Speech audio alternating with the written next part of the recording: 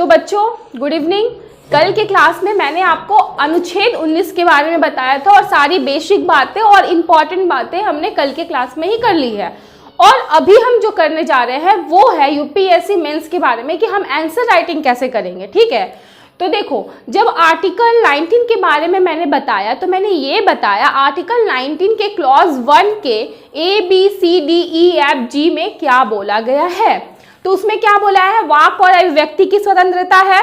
फिर उसके बाद क्या बोला गया है कि हम शांतिपूर्ण ढंग से सम्मेलन कर सकते हैं, फिर संगठन बना सकते हैं, सहकारी संगठन का भी परमिशन मिला। ठीक है, 97 संविधान संशोधन के द्वारा उस समूह और संगठन बना सकते हैं। फिर आगे क्या है कि भारत के किसी भी क्षेत्र में जाके हम आवागमन कर सकते, आ जा सकते हैं और भारत के किसी भी क्षेत्र में जाके बस सकते हैं। उसके बाद संपत्ति का अधिकार हटा दिया गया, उसको कानूनी अधिकार में डाल दिया गया है। और उसके बाद क्या था कि हम क्या कर सकते हैं, कहीं भी व्यापार कर सकते हैं। तो ये सारी बातों की हमें स्वतंत्रता मिली है। और साथ में अनुच्छेद 19 के क्लॉज 2 से क्या लगाना स्टार्ट हो गया है, प्रतिबंध लगाना स्टार्ट हो गया है।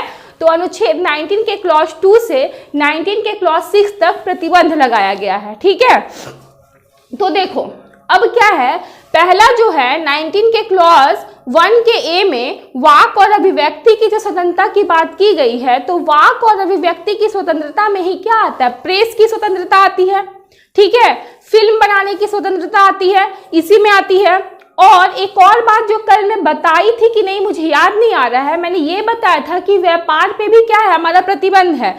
हम वैसे व्यापार को नहीं कर सकते जो सरकार के द्वारा प्रतिबंधित है। ठीक है, जैसे नशीली पदार्थों का नहीं कर सकते हैं, या फिर सरकार क्या कर सकती है, शैक्षणिक योग्यता भी हमारी तय कर सकती है कि इस शैक्षणिक योग्यता के लोग क्या करेंगे। जैसे कि मैंने एग्जाम्पल दिया था कि जो बीएड करेगा वही टीचर बनेगा, ये नहीं कि 10 और 12 पास जो किए वो टीचर बन सकते हैं, इस तरह का एग्जाम्पल दिया था। और वैसे भी और एक और था निवास, कि भारत के किसी भी क्षेत्र में निवास कर सकते हैं।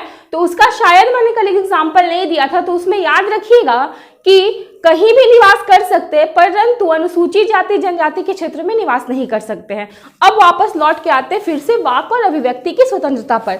देखो जो नए जुड़ रहे हैं और जिन्होंने क्लास नहीं किया है कल का, तो वो जरूर कर लेंगे क्योंकि आर्टिकल 19 के बारे में विस्तार से कल मैं बता चुकी हूँ। तो अब मैं सिर्फ और सिर्फ कुछ विवादों पर चर्चा करूंगी और कैसे आंसर राइट करेंगे उस पर चर्चा करूंगी। तो आर्टिकल 19 के क्लॉज 1 के ए में बोला गया है वाक और अभिव्यक्ति की स्वतंत्रता। ठीक है, वाक और अभिव्यक्ति की स्वतंत्रता, तो इसमें क्या हो जाएगा आपका, प्रेस की स्वतंत्रता इसी में है, फिल्म बनाने की स्वतंत्रता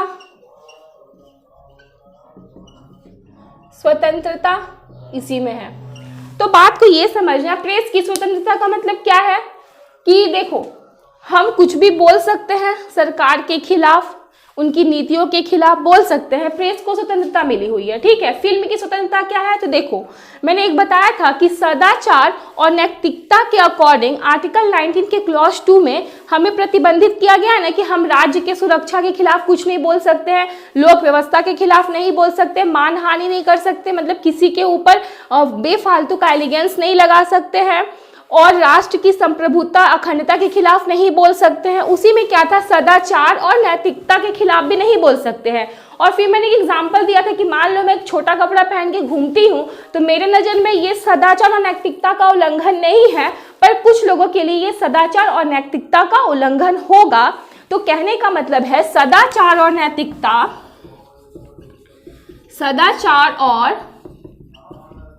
नैतिकता के आधार पर प्रतिबंध है।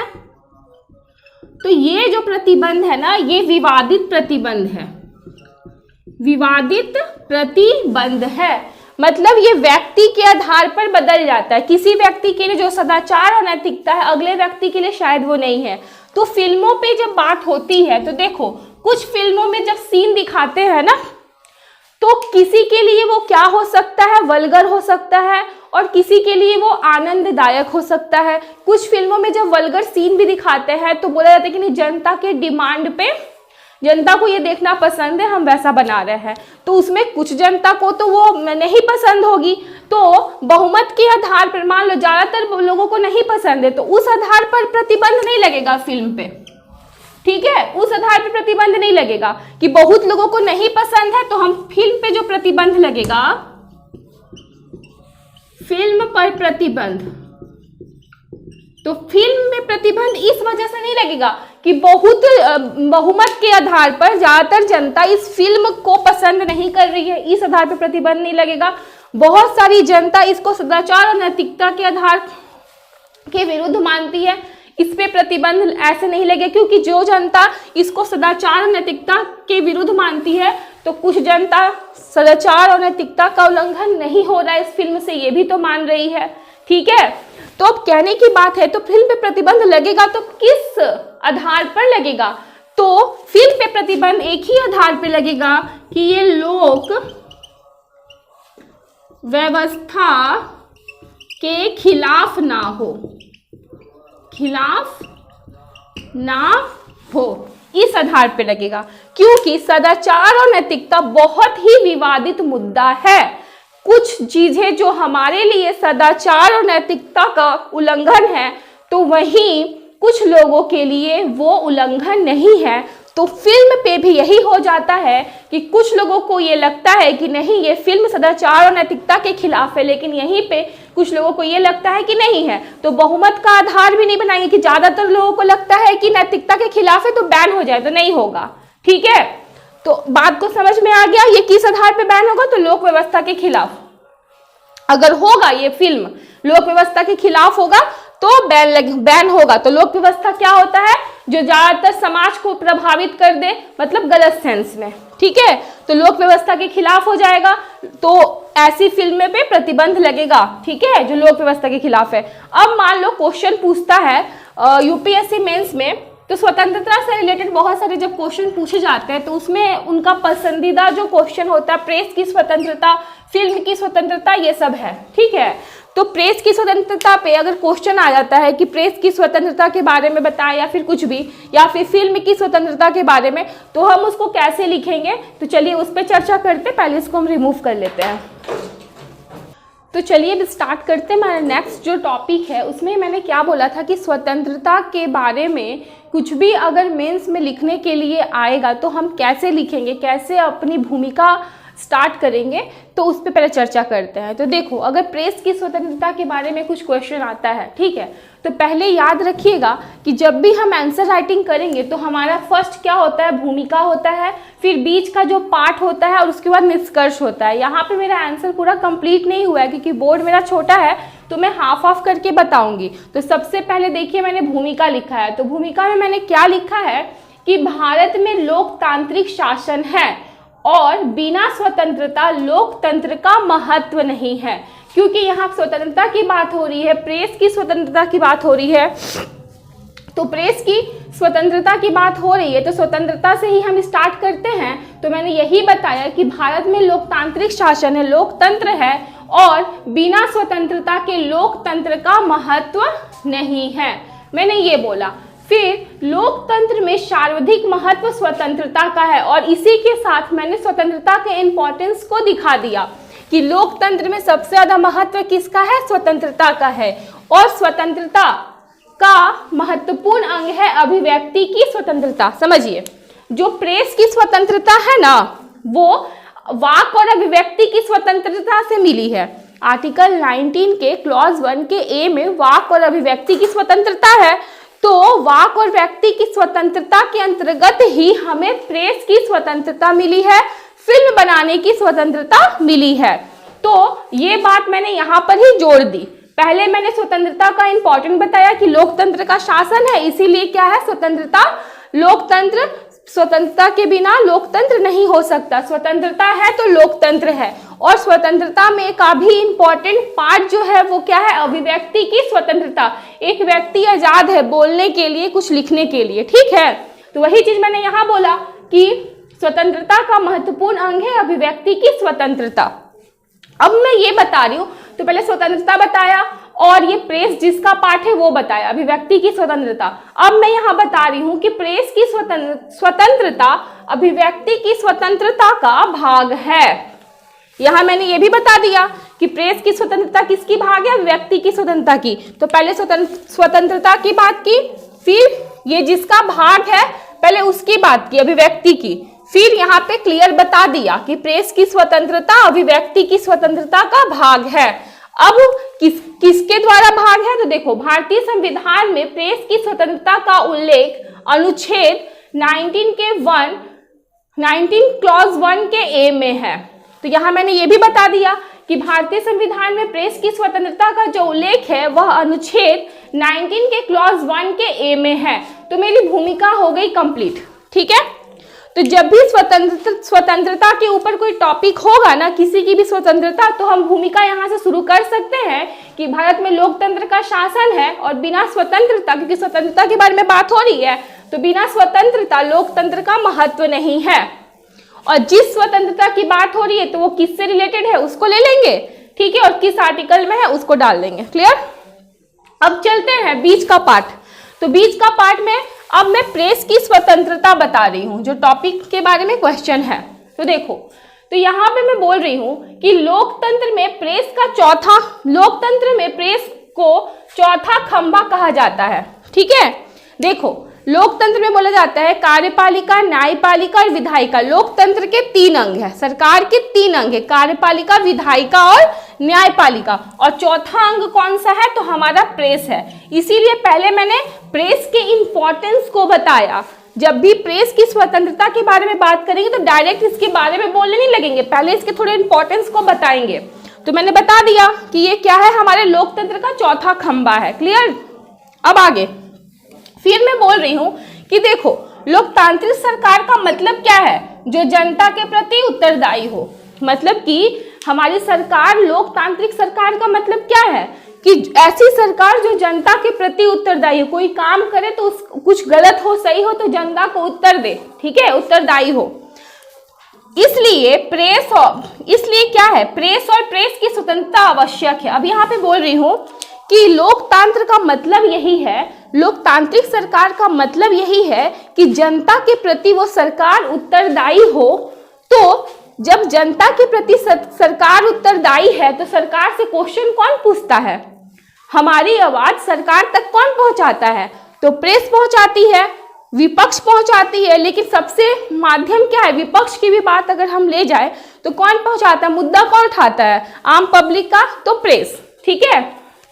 तो सरकार से क्वेश्चन पूछने का काम एक विपक्ष और एक प्रेस करती है। तो इसीलिए मैंने बोला कि इसीलिए क्योंकि लोकतंत्र कहता है कि सरकार का मतलब जो जनता के प्रति उत्तरदायी हो, लोकतांत्रिक सरकार वही है। इसीलिए प्रेस और प्रेस की स्वतंत्रता आवश्यक है, क्योंकि प्रेस सरकार के खिलाफ आवाज उठाती है, ठीक है। तो यहाँ सेकेंड वाला पैराग्राफ भी हो गया। फिर पैराग्राफ मैंने चेंज किया, उसके बाद बोल रही हूं मैं कि लोकतंत्र का मतलब सरकार की आलोचना करना और सरकार से असहमत होना है। देखो, लोकतंत्र का मतलब यह है कि हम अपनी अपनी राय रखें, अपनी अपनी बात को रखें। तो मेरी बात जरूरी नहीं है कि आपको पसंद है, मैं जिस मत पे खड़ी हूं जरूरी नहीं है कि आपका भी मत वही जाए। आप अपने बुद्धि से, अपने विवेक से अपना मत रखेंगे। तो सरकार कुछ भी नीति ला सकती है, कुछ पॉलिसी ला सकती है। तो कहने का मतलब ये है कि सरकार की आलोचना करना और सरकार से असहमत होने का अधिकार हमारा फंडामेंटल राइट है। तो यहाँ पे वही मैं बोल रही हूँ कि लोकतंत्र का मतलब सरकार की आलोचना करना और असहमत होना है।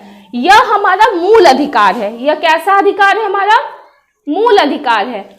जब ये हमारा मूल अधिकार है तो मूल अधिकार 19 के क्लॉज 1 के ए में यही तो लिखा गया है, भारत में प्रेस की स्वतंत्रता। तो यहाँ पे मैं बोल रही हूँ कि लोकतंत्र का मतलब सरकार की आलोचना करना और असहमत होना है। यह हमारा मूल अधिकार है और मूल अधिकार अनुच्छेद 19 के क्लॉज 1 के ए के अंतर्गत भारत में प्रेस की स्वतंत्रता का उल्लेख है, ठीक है। ये बात बोल के मैंने ये बोल दिया कि देखो, लोकतंत्र में हम सरकार की आलोचना करेंगे, असहमत होंगे, ये हमारा मूल अधिकार है। और ये मूल अधिकार हमको कहाँ से मिला है? अनुच्छेद 19 के क्लॉज 1 में। और इसी मूल अधिकार के अंतर्गत भारत में प्रेस की स्वतंत्रता के बारे में बताया गया है। ये बोल दिया मैंने। फिर मैं लास्ट में एंड कर रही हूँ कि भारत में प्रेस की स्वतंत्रता एक बेहतर लोकतंत्र का उदाहरण है। ठीक है, और इस लाइन से मैंने इसको क्या किया? एंड किया। अब हम चलेंगे, देखो स्वतंत्रता का अधिकार क्या है? प्रतिबंधित है ना, कुछ सीमा पर प्रतिबंध लगाया गया है, कुछ आधार पर प्रतिबंध लगाया गया है। तो जब भी हम प्रेस की स्वतंत्रता की बात करेंगे, तो स्वतंत्रता की जब बात करेंगे तो साथ में प्रतिबंध भी रहेगा। बिना प्रतिबंध की स्वतंत्रता कहाँ मिली है? तो अब प्रतिबंध पे बात करेंगे तो भूमिका तो मेरी वही रहेगी। प्रेस की स्वतंत्रता में मिटा के प्रेस का प्रतिबंध यहाँ डाल देती हूँ और फिर निष्कर्ष। तो भूमिका हो गया, प्रेस की स्वतंत्रता होगी। अब दो टॉपिक और मैं यहाँ पे लिखूंगी। एक लिखूंगी प्रेस की प्रतिबंध, प्रेस पर प्रतिबंध, और उसके बाद हम कहाँ चल जाएंगे? निष्कर्ष में। निष्कर्ष में तो ये दो टॉपिक अभी कराऊंगी इसको मिटाने के बाद। और यहाँ तक जितना मैं बोली हूँ आप लोग नोट कर लीजिएगा वीडियो को रोककर। उसके बाद मैं स्टार्ट करने जा रही हूँ। इसके जस्ट नीचे प्रेस की स्वतंत्रता के जस्ट नीचे लिखेंगे प्रेस पर प्रतिबंध, और उसके जस्ट नीचे लिखेंगे निष्कर्ष। तो चलिए पहले इसको रिमूव कर लेती हूँ और फिर उसके बाद करते हैं। तो देखिए भूमिका हो गया, प्रेस की स्वतंत्रता हो गई हमारी। अब प्रेस पे प्रतिबंध, क्योंकि प्रेस की स्वतंत्रता के बारे में जब हमको लिखना होगा तो पहले हम भूमिका लिख लिए, प्रेस की स्वतंत्रता भी लिख लिए, अब प्रेस पर प्रतिबंध के बारे में लिख रहा है। तो इसलिए लिखेंगे क्योंकि स्वतंत्रता बिना प्रतिबंध के नहीं मिली है। तो प्रेस पर प्रतिबंध पे हम लिख रहे हैं कि भारत में मूल अधिकार सापेक्ष है, मतलब कि भारत में निरपेक्ष मूल अधिकार नहीं है, सापेक्ष है। परिस्थिति के हिसाब से क्या करेगा? वो कहीं कहीं भेदभाव करेगा, प्रतिबंध भी लगाएगा। तो भारत में मूल अधिकार सापेक्ष है और स्वतंत्रता मूल अधिकार का अंग है। पहले मैं बता दी कि भारत में क्या है? मूल अधिकार सापेक्ष है और स्वतंत्रता मूल अधिकार का ही अंग है, इसीलिए बिना प्रतिबंध स्वतंत्रता नहीं है। ये मैंने बोल दिया। अब मैं बोल रही हूं और इस प्रकार प्रेस की स्वतंत्रता निम्न स्थानों पर प्रतिबंधित की गई है। मैंने साफ साफ बोला कि जो भारत में मूल अधिकार है वो सापेक्ष है और स्वतंत्रता किसका अंग है? मूल अधिकार का अंग है। तो जब मूल अधिकार सापेक्ष है, कहीं कहीं प्रतिबंधित है, ठीक है, कहीं कहीं परिस्थिति के हिसाब से भेदभाव है, तो उसी प्रकार जब स्वतंत्रता मूल अधिकार का अंग है तो स्वतंत्रता भी क्या है? सीमित और प्रतिबंधित है। तो जब स्वतंत्रता सीमित और प्रतिबंधित है तो प्रेस का अधिकार भी क्या है? स्वतंत्रता का अधिकार है, ठीक है।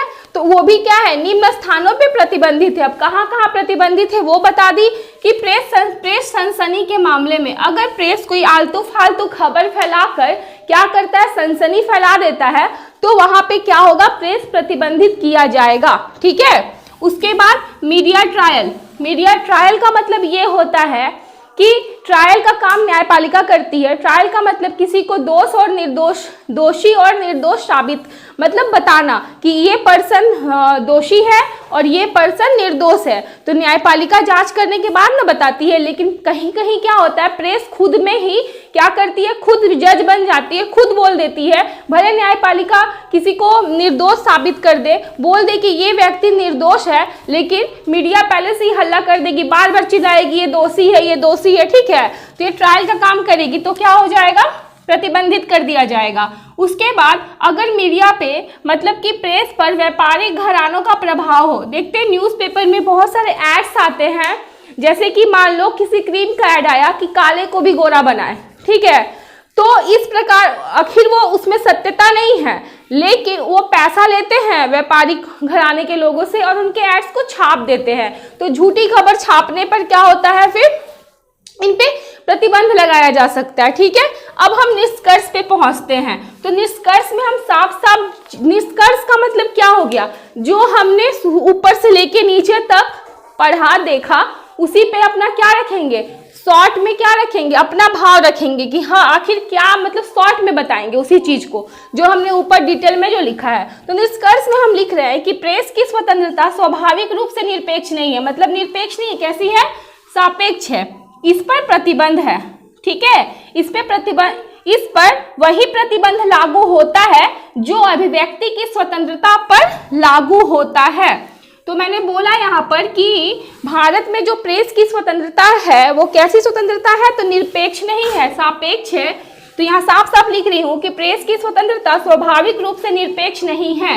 इस पर वही प्रतिबंध लागू होता है जो अभिव्यक्ति की स्वतंत्रता पर लागू होता है। और भारत में कई सारे टेलीविजन्स हैं, न्यूज चैनल, समाचार पत्र प्रेस की स्वतंत्रता की गारंटी है। देखिए, प्रेस की स्वतंत्रता, अभिव्यक्ति की स्वतंत्रता, वाक और अभिव्यक्ति की स्वतंत्रता के द्वारा ही हमें प्रेस की स्वतंत्रता मिली है। तो जब वाक और अभिव्यक्ति की स्वतंत्रता ये प्रतिबंधित है आर्टिकल 19 के क्लॉज 2 से 19 के क्लॉज 6 के बीच में, 19 के क्लॉज 1 में जितनी बातें लिखी गई है वो क्या है, प्रतिबंधित की गई है। तो वाक और अभिव्यक्ति जब प्रतिबंधित है तो प्रेस की स्वतंत्रता तो हमको इसी के द्वारा मिली है, तो वो भी क्या है, प्रतिबंधित है। तो वही बात मैंने निष्कर्ष में लिखा है, ठीक है। और मैंने ये भी बोला है कि भारत में जितने भी न्यूज चैनल हैं, जितने भी आपके समाचार पत्र हैं, वो प्रेस की स्वतंत्रता की गारंटी है। तो ये मैंने कंप्लीट कर लिया। और फिल्म की स्वतंत्रता के बारे में ना मैं बता दूंगी, भूमिका लिखकर उसके बारे में बोल दूंगी, और आप लोग क्या करेंगे, मेरी बातों को सुनकर पॉज करके लिखते जाएंगे, क्योंकि ऐसा समय बहुत लग रहा है बार बार लिखना और मिटाने में, ठीक है। तो अब चलते हैं फिल्म की स्वतंत्रता की तरफ। इसको मैं रिमूव कर लेती हूँ। तो हमारा नेक्स्ट जो टॉपिक है, अगर हमसे क्वेश्चन पूछता है फिल्म की स्वतंत्रता के बारे में, तो कुछ भी पूछेगा तो भूमिका होगा, फिर बीच का पार्ट और निष्कर्ष होगा। तो देखो, भूमिका में हम वही लिखेंगे जो हम स्वतंत्रता के बारे में हम जो बोल रहे हैं पहले से वही लिखेंगे। हम यही बोलेंगे, यहाँ पे स्वतंत्रता के बारे में बात करेंगे कि क्या होगा, लोकतांत्रिक सरकार में स्वतंत्रता क्या है, एक बहुत ही महत्वपूर्ण अंग है। बिना स्वतंत्रता लोकतंत्र की कल्पना असंभव है। बिना स्वतंत्रता का क्या होगा, लोकतंत्र का महत्व नहीं है। जैसे हमने पहले लिखा था वैसे ही लिखेंगे हम, ठीक है। और फिर हम बोलेंगे कि स्वतंत्रता का जो अधिकार है वो क्या है, हमारा मूल अधिकार है, ठीक है। और फिल्म की स्वतंत्रता भी क्या है, हमारा स्वतंत्रता का अधिकार है, जो कि हमें अनुच्छेद 19 के क्लॉज 1 से 19 के क्लॉज 1 के ए से मिला है। क्लियर। तो यहाँ पे आराम से लिखिएगा कि बिना स्वतंत्रता के लोकतंत्र की कल्पना असंभव है। बिना स्वतंत्रता, ये लोकतंत्र में स्वतंत्रता एक महत्वपूर्ण अंग है। यहाँ तक लिख लिए। उसके बाद हम ये लिखेंगे कि पहले लिख लें कि सार्वजनिक महत्व लोकतंत्र में किसकी है, स्वतंत्रता की है। और स्वतंत्रता का अधिकार जो है वो क्या है, स्वतंत्रता के अधिकार में भी वाक और अभिव्यक्ति की जो स्वतंत्रता है वो बहुत ही महत्वपूर्ण है। और वाक और अभिव्यक्ति की स्वतंत्रता से ही हमें क्या मिली है, फिल्म की स्वतंत्रता मिली है। और इसका उल्लेख अनुच्छेद 19 के क्लॉज 1 के ए में किया गया है। तो मैं यहाँ पे लिख के आपको बता देती, पर समय कम है, इस वजह से मैं क्या कर रही हूँ, बता रही हूँ। और अपना थोड़ा सा दिमाग लगाओगे, पहले का जो मैं बताई हूँ ना प्रेस की स्वतंत्रता, उससे हिंट्स लेके आप भूमिका आराम से लिख सकते हो।